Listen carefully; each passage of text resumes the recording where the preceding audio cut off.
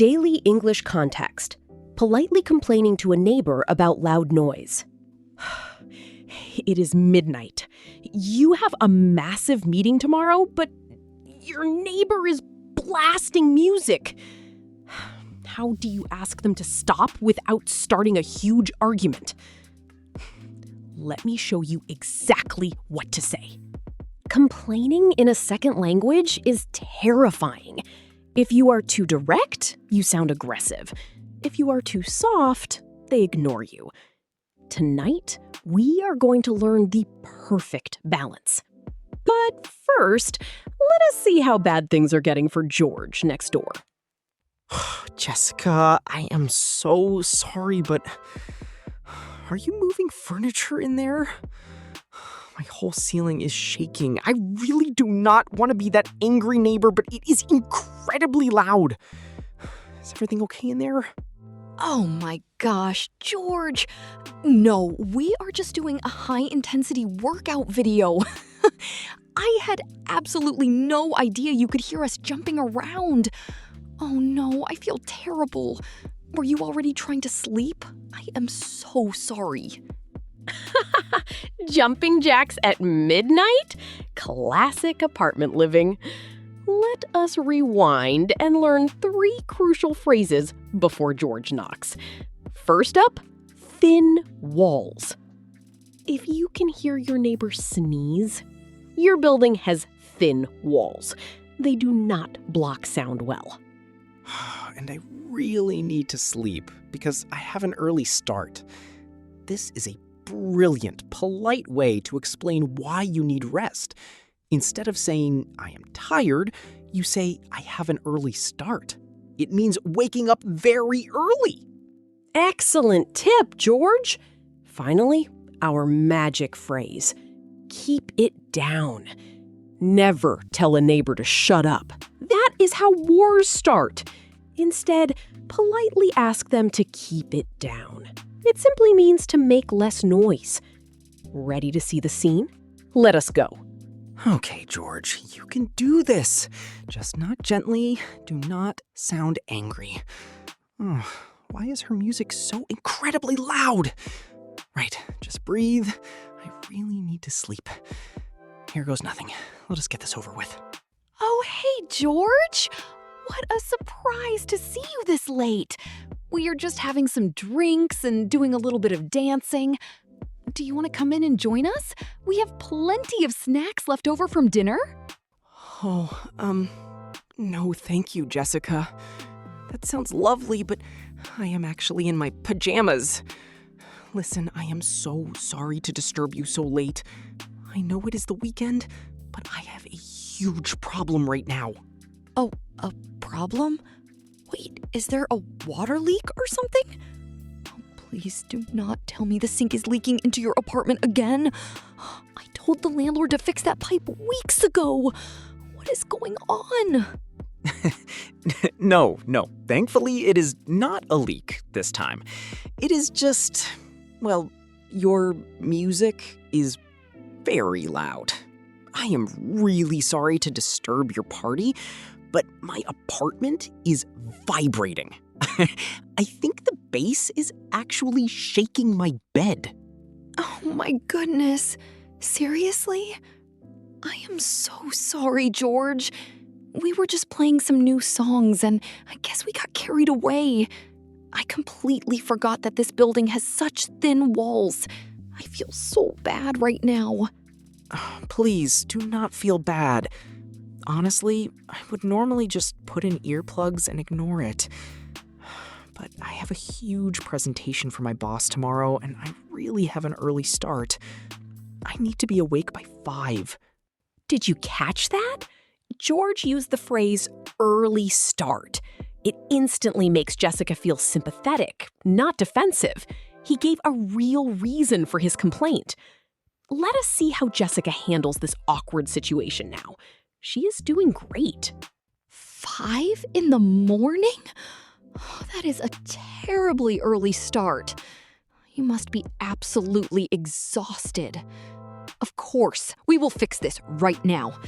Give me 1 second. I will go tell my friends to pause the music completely. Thank you so much, Jessica. You do not have to turn it off completely. Just maybe turn down the bass a little bit. I hate being the boring neighbor who ruins a good party. I really appreciate you understanding this. Do not be silly, George. You are not ruining anything. We can easily turn down the volume and just chat instead. To be honest, my feet were starting to hurt from all the jumping anyway.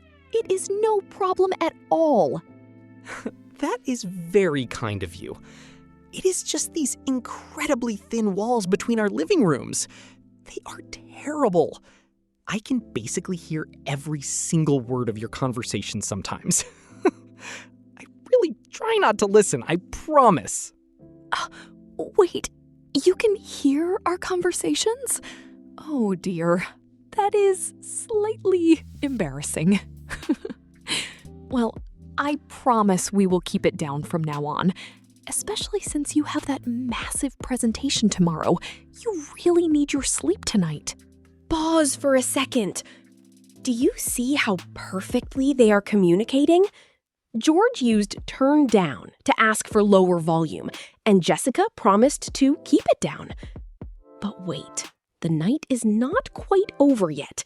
Let us keep watching. Thank you, Jessica. I really appreciate it. Hopefully, I will survive this presentation and then I can sleep all weekend. Anyway, I will let you get back to your friends. Have a lovely rest of your evening. Thanks, George. Good luck with your big meeting tomorrow. Oh, wait. Before you go, do you want to take a slice of pizza with you? Consider it an apology for the noise. We ordered way too much food earlier. Well, I mean, I never say no to free pizza. Even if it is past midnight and I am in my pajamas, that is very sweet of you. Thank you. I will gladly take a slice for my lunch tomorrow. Perfect. Let me just grab a plate for you. Honestly, I am just glad you knocked and told us.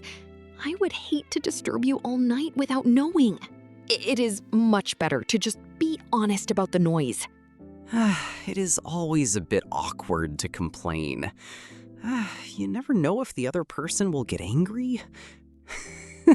But I am glad we have a good neighborly relationship. It makes living with these paper-thin walls a lot more bearable.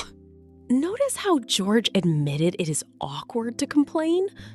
Honesty builds trust. Also, notice he used the word disturb again. I would hate to disturb you. It is such a polite, professional word. Let us see how they wrap this up. Here is your pizza, George. Wrapped in foil so it stays fresh for your lunch tomorrow. And I promise, from now on, I will remember how thin walls are in this building. No more midnight dance parties on a Thursday. I will hold you to that promise. Thank you for the peace and quiet and the excellent pizza. I am going to head back and try to get some sleep now. Have a great night, Jessica. See you around. Good night, George. Sleep incredibly well and absolutely smash that presentation tomorrow. We are officially turning down the music right now. I promise. Seriously, guys, we need to be completely quiet. George is trying to sleep. Bye, George. Take care. Goodbye, Jessica.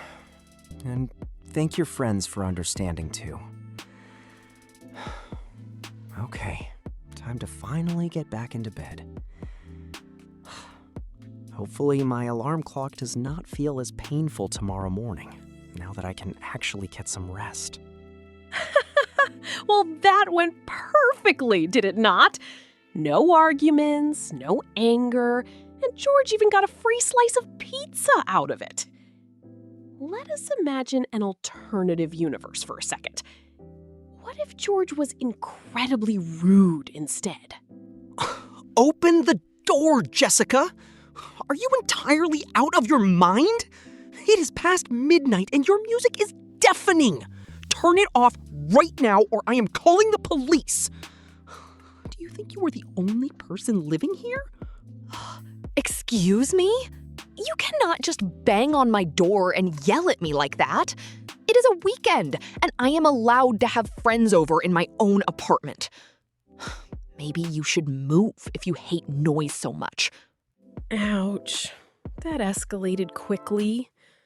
When you are aggressive, people stop listening to your problem and just react to your anger. That is why George's polite approach was 1,000,000 times better. He explained his situation without attacking her character. That is exactly right. It is all about how you frame the complaint. By saying, "I am sorry to disturb you," I showed her respect first. And honestly, the pizza was a massive bonus. Being polite literally pays off sometimes. It definitely does. When someone is nice to me, I genuinely want to help them. Because George was kind, I felt terrible about the noise instead of getting defensive. It is a complete win-win situation for both neighbors in the end. Exactly. Empathy goes a very long way. You can be firm about what you need while still being a kind neighbor. Navigating complaints in a second language is hard, but if you stay polite, you will usually get a great result. Let us review our 5 survival words. If your building has thin walls, you might need to ask a neighbor to turn down their music. Remember to say, "Sorry to disturb you." Explain you have an early start, and politely ask them to keep it down. Now it is your turn. Which of today's phrases will you use first? A, keep it down. B, turn down. Or C, thin walls. Drop your answer in the comments. I read every single one. Please like and subscribe. It helps more learners find these lessons.